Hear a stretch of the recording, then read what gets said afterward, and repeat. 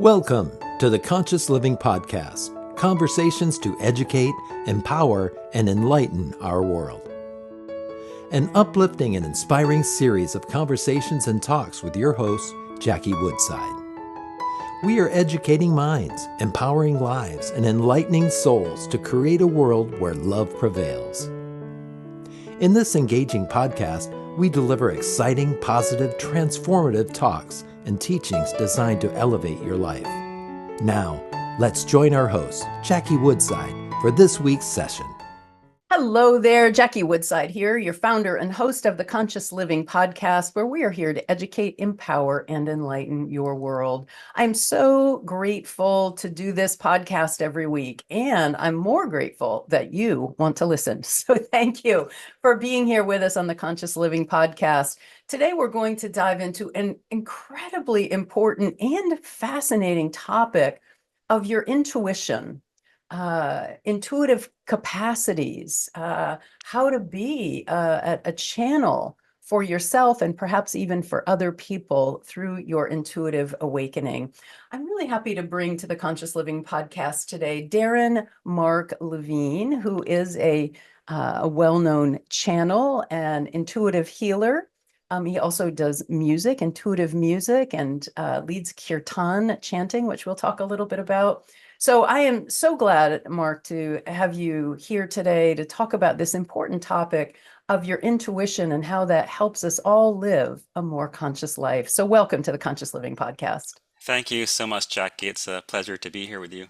Yeah. So tell our listeners a little bit more about how, I'll bet you weren't in third grade or fifth grade saying, I want to be in medium intuitive channeling and healing people when I grow That's up. for sure, yeah. When I was in the third grade and fifth grade, I wanted to be like John Bon Jovi. Yeah, right? Of I was course. not thinking about being an intuitive and a channel. Yeah, exactly. Yeah. So, how did spirit guide you? How did life direct you into this important work that you do? Yeah, that's an excellent question. In my late, around 20-ish, yeah, I met my first spiritual teacher, and she was a channel. And she introduced me to one of my spirit guides, who then came into a dream. And he said to me, it's time to start meditating. That's all he said in this particular dream. I'm going to interrupt already. So when you Yeah, said, introduced me to one of my spirit guides, yeah. who are new to that concept, what does that actually mean? That's a great question. So we all have spirit guides who are non-physical beings, yes, many of which who have experienced many incarnations on the planet, but who are now just in spirit, out of the body, who are here to offer us love, support, strength, courage, guidance on the path. Because as you know, as we all know, it's not always easy to be here. And so we need all the help that we can get. Yeah. Okay. Yeah. So, did you say that your spiritual teacher introduced you to this spiritual guide? Is that what you said? Yeah, so this one particular guide came through her in a channeling group, and then he came to me directly in a dream, and he said it's time to start meditating. Okay. And so I began to meditate, and I noticed that I would feel a lot of energy around me. Okay. I would feel a lot of buzzing and tingling, and that was the beginning of my journey. That kind of set me off on my spiritual path on a quest. Okay. All right. So Yeah. I know you said you studied Reiki, and how did you move from kind of student, if you will, to knowing that you could do your own kind of channeled intuitive guidance? I know now that is Yeah. you are, Yeah. among other things, you are an intuitive coach, intuitive guide. Yes. Did you make that transition from, just kind of using the spiritual guidance for yourself Yeah. to actually doing it for other people? Yeah, that's an excellent question. I remember after doing my Reiki master teacher training. So it's said, and I know this now by way of direct experience, that with each Reiki attunement that one receives, yeah, one awakens to their intuition. I'm Okay. speaking of the clairs, such as clairaudience, clairvoyance, etc. And so we all have these gifts. For many of us, lay dormant, but the Reiki attunements, and for me in particular, the Reiki master teacher attunement, awakened these gifts in me. And I was always a reluctant Reiki practitioner, Okay. as I think a lot of us who have gifts are, right? We're a little reluctant sometimes to come out of the closet and to share them with others. So I would put one foot in and then one foot out. And many years ago, I was living in New York City, and speaking of dreams, I heard a message in a dream. Yeah, I was in need of more financial sustenance. Yep. And I heard a very clear message, and it was, well, either you can start waiting tables again, like you did when you were younger, or you can start seeing Reiki clients. Oh, wow. Yeah.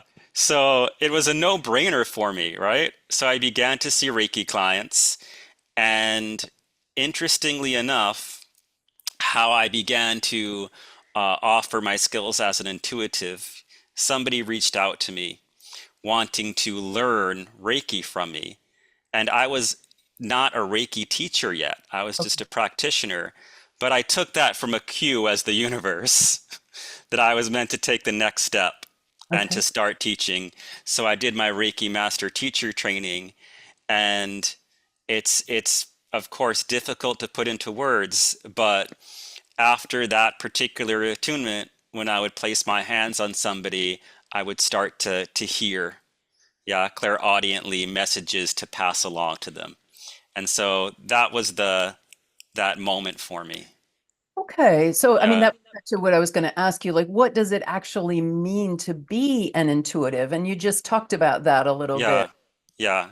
Hear messages that are designed or intended for the person that you're with. Is that an appropriate way of describing it? It is, yeah. So we are all intuitive. Yeah. So everybody listening, everybody is intuitive in some way, Okay. right? The key is finding out how you personally are intuitive, because we all have different gifts. And for me personally, and for everybody out there, the greatest gift that we can offer ourselves, yeah, to awaken our own intuition is Yeah. meditation. Yeah. Mm. I meditation is most commonly known as a practice for stilling the mind. Yes. And actually meditation is listening. When we get really quiet, yeah, intuition happens on a more subtle level. So when we get really quiet, we can start to receive more intuitively. And it's different for everybody. So for one person, it could be just uh, a feeling in their body. Like a friend of mine, she will feel it. You know, she will feel a yes or no in her body. Wow. For somebody else, it could be hearing. For somebody else, it could be seeing. For somebody else, it could be just a sense. And it's all about just listening and trusting. So the more we learn how to be quiet, to get out of our own way, yeah, the more receptive we become.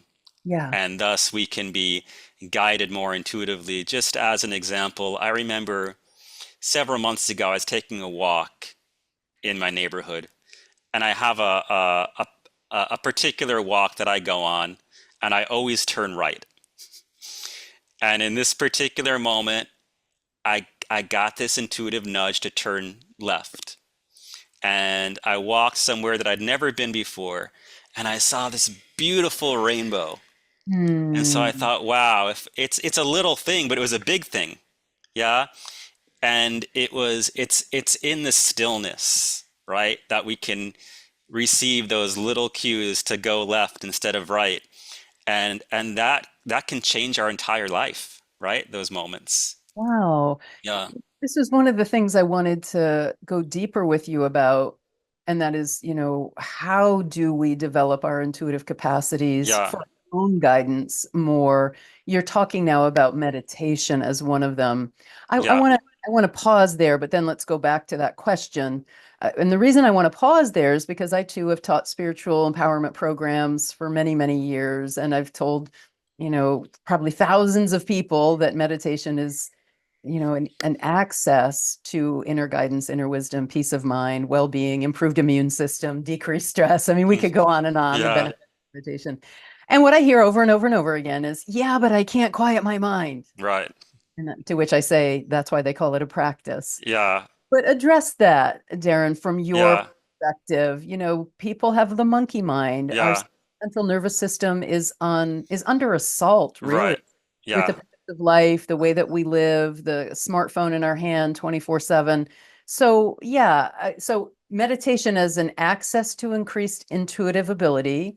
But how do Yes. people begin really being serious or taking on a meditation practice? Yeah, that's such a wonderful question. So, yeah, naturally, if and when you begin a meditation practice, you might perceive your thoughts as a distraction, Yeah. right? And there's this mentality of the goal of meditation is to not think. But Right. actually, that's Yes. not the That is case. not the case. Yes, yes. Exactly. The key is to actually understand that thoughts, yeah, they come naturally. Yeah, they're like Yeah. waves on the ocean. Yeah. Yeah. And so we don't meditate to stop them, but rather to have an object of awareness, which is most commonly the breath, yeah, and to notice a thought or thoughts. And so for a moment or many moments, the thought becomes the object of awareness. We're noticing the thought, yeah. Right. Yeah. But we don't have to consider it a distraction, like get away. Yep. But then we go back to the breath, and naturally, if you sit every day, yeah, naturally, without much effort, you find that there becomes more and more space between the thoughts where you're Mm, just with the breath. Some call that the gap, the yeah. space, right, between the thoughts. And that's the stillness that I'm speaking of, where our intuition becomes available to us and we start to tune into those more subtle levels. So people get very easily frustrated with meditation and they give up Yeah. way too easily. Yeah. Yeah.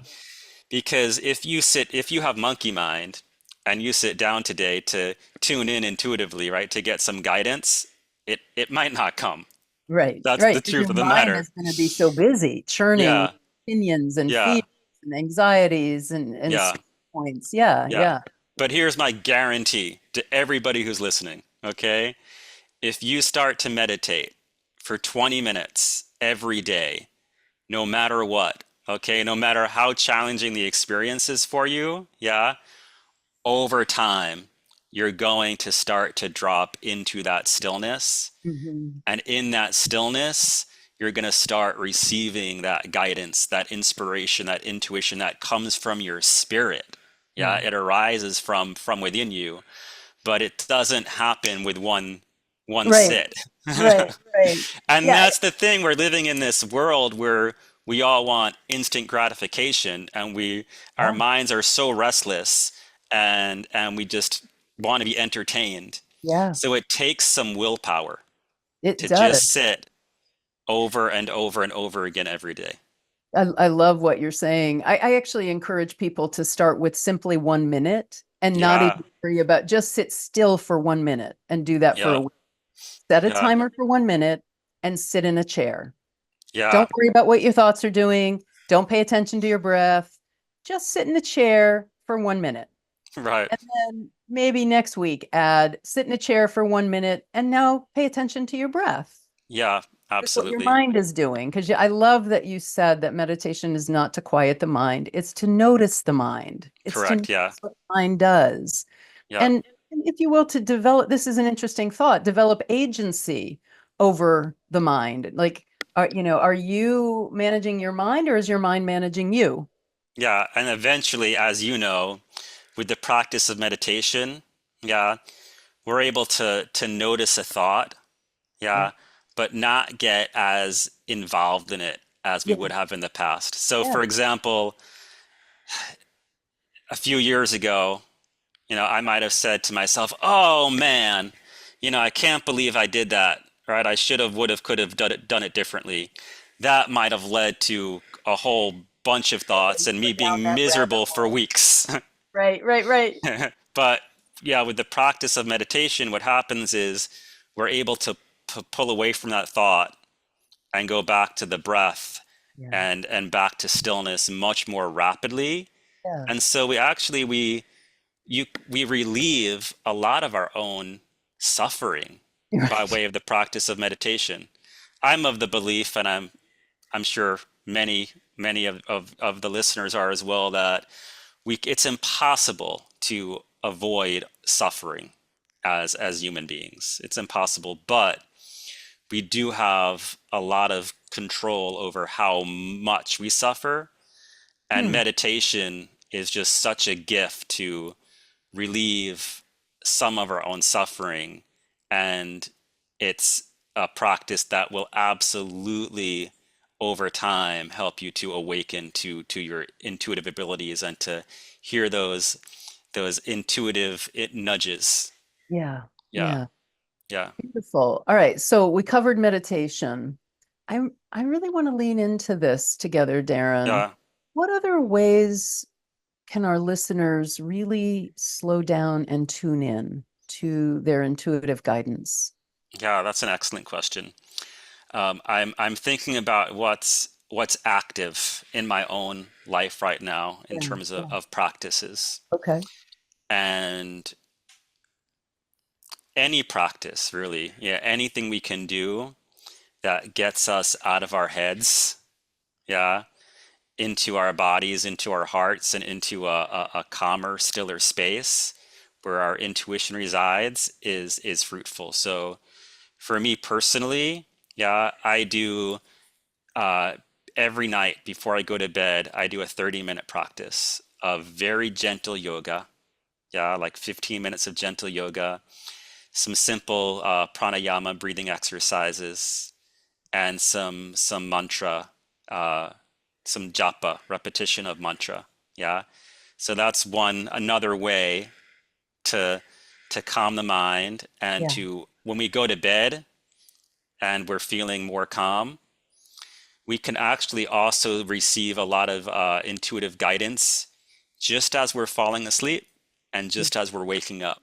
Yeah. Yeah. And so if we go to sleep more calmly, yeah, there's a better chance that we're going to be open to receiving in the dream state. Yes. So Okay. that's one practice that I highly recommend, is just a 30-minute self-care practice before you go to bed. In the morning, in addition to my meditation practice, I do some devotional chanting. Yes, which is a way of opening up our hearts, yeah, to more love, Mm. yeah, to more compassion. And when we do that, we're also opening up to the guidance of our hearts, yeah, to Mhm. the guidance of love. Beautiful. And Yeah. the devotional chanting, is that the kirtan practice? Yeah, so kirtan, uh, for those who have never heard of it, is call and response singing of mantras. It comes from the tradition of bhakti yoga, which is known as the yoga of love and devotion. It's offering the heart through the voice Hmm. to the divine. Beautiful. Yeah, Beautiful. yeah, How did you get involved with kirtan? yeah. Well, many moons ago, uh, I was fronting a rock band in Los Angeles, and I began practicing yoga. Okay. And one of my yoga teachers, he would lead a little bit of kirtan before the asana practice. Okay. And as somebody who is on embarking on a spiritual path, the mantras, they just hit me in the heart and just felt so right to me. Mm. And in that moment, I was just highly inspired to learn more about yoga, to practice more yoga, to learn about bhakti yoga, and to start leading kirtan. Yeah, So what would you see is the correlation between kirtan, chanting, opening the heart, and yeah, intuitive abilities? yeah, absolutely. So these are all practices Mhm. that raise our vibrations. Okay. In other words, they awaken us to our own, inner peace, our own inner joy. They're just really uplifting practices.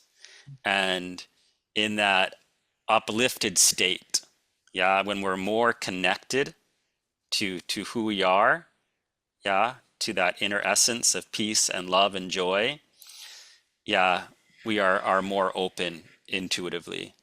And I Beautiful. do believe too that we also experience, more synchronicity in our lives when our hearts are open and we're connected to that inner essence of peace and joy.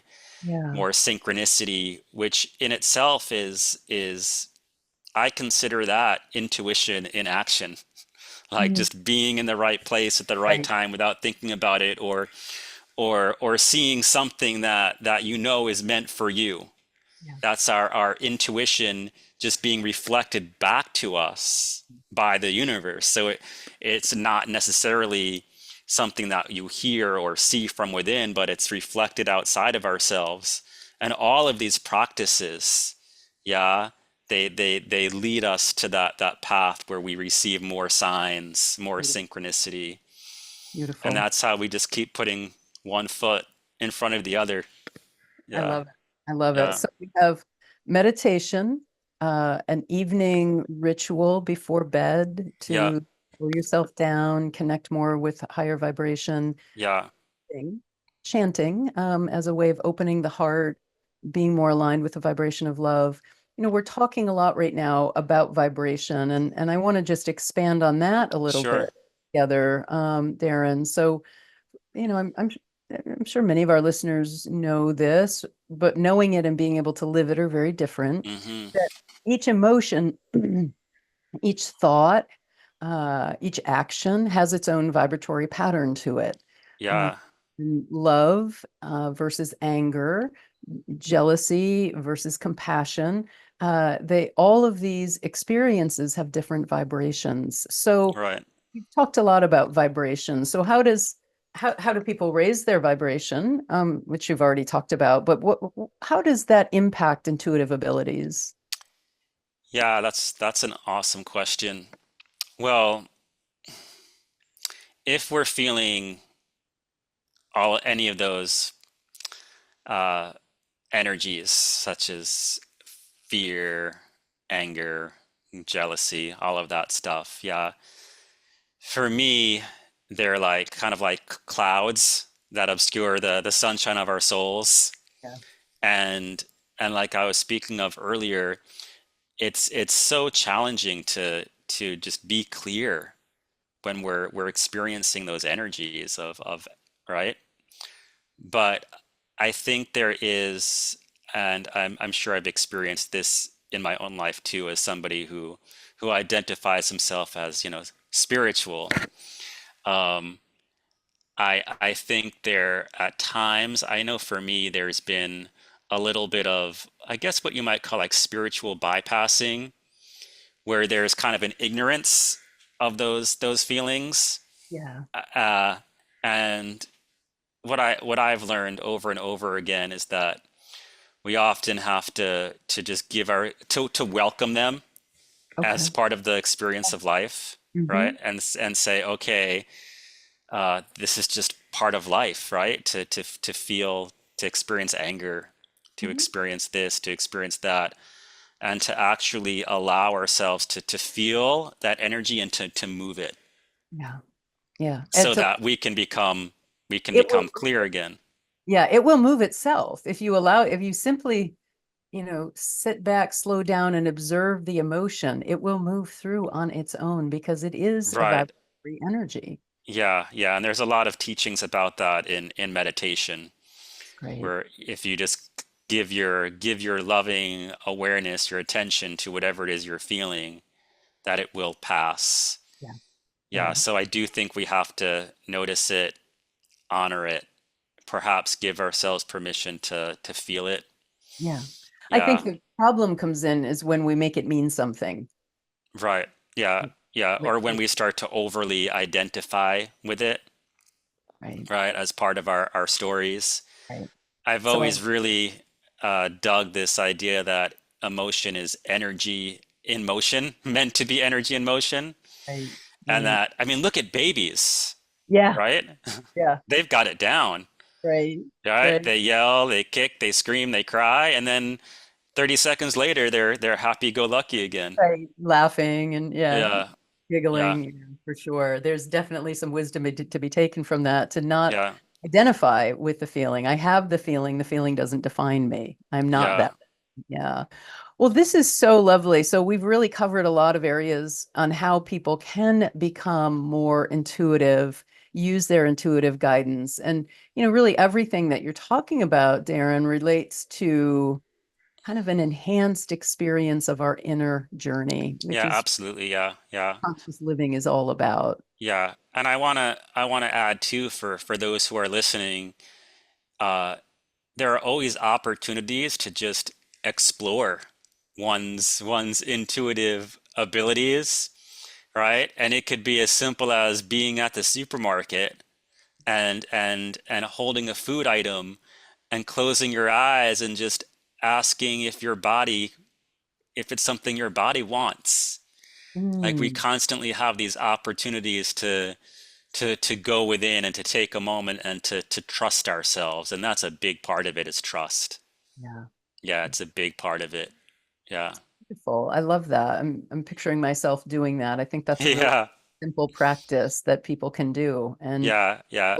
people eat more healthy as well. Yeah. You just start being a little more conscious and just start feeling into like where does your body want to be? Like, what's going to be, most what's most aligned in Yeah. each and every moment of our lives. And it's my everyday practice, okay, like which in this particular moment, like which gym am I being guided to go work out at? Right. I love that. Yeah.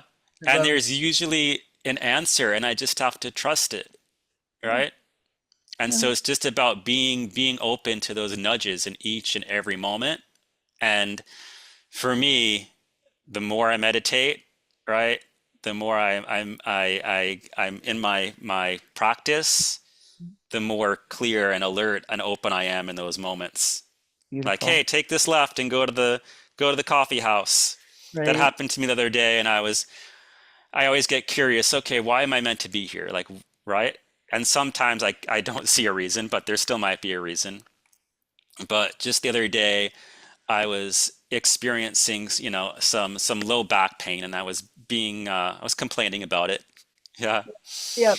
And I showed up at the coffee shop, and right there in front of me, there was, somebody who was really suffering, physically in a way that stood out as being, much, much more serious than my low back pain, right? And so the message was right away, be grateful, Yeah. right? Your body's not perfect, but be grateful. And so I listened to my intuition. I took that left. I went to the coffee house and I got that message. And Mm. that shifted my day. Yeah. Yeah. Yeah. Yeah. Shifted your Yeah. energy, shifted your consciousness. I Yeah. love that. I love that. Yeah. You're inspiring me to pay more attention to my own intuitive nudges. So I Yeah. really Good. Yeah. So if people want to follow up with you and hear more about the work Sure. you're doing, where's the best place for people to find you? Yeah. The best place for people to find me would be via my website, Which is which is awakenwithdarren.com. awakenwithdarren.com, Darren. That's correct. Yep. I'm not seeing it on the screen right now. Darren, Yep. thank you so much for helping us to awaken in this time together. It's really been lovely being here with you, and I appreciate just how many direct points and inspiration that you're bringing to people. So thank you for being my guest and my colleague. You're very welcome. Yeah. Yeah. Take care. Take care.